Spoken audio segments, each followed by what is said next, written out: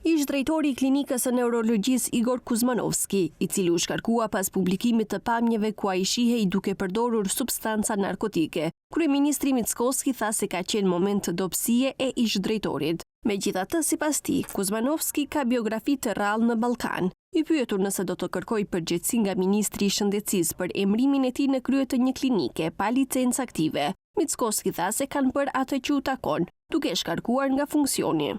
To što se sluči. Ajo që ndodhi dhe nuk duhet të kthehemi mbrapa. Përndryshe kur ta shikoni biografinë e profesorit dhe kolegut tim, do të arrini në përfundim se bëhet fjalë për biografi impozante që është shumë e rrallë në Ballkan. Ajo që kishte në moment të dobësie ish drejtori, do ta ndjek gjatë gjithë jetës së tij. Kjo është çështja e tij private, nuk kam çfarë të them. Ne si qeveri bëm atë që duhej të bënim dhe reaguam menjëherë pasi materiali i paligjshëm u shfaq në rrjetet sociale.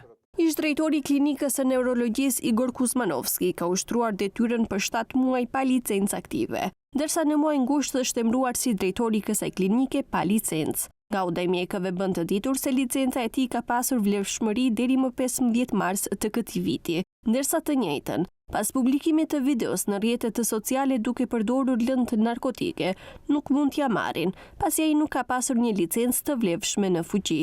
Ndërkaq, as ministri i shëndetësisë nuk ka sqaruar se si Kuzmanovski është emëruar drejtor klinike pa licencë aktive.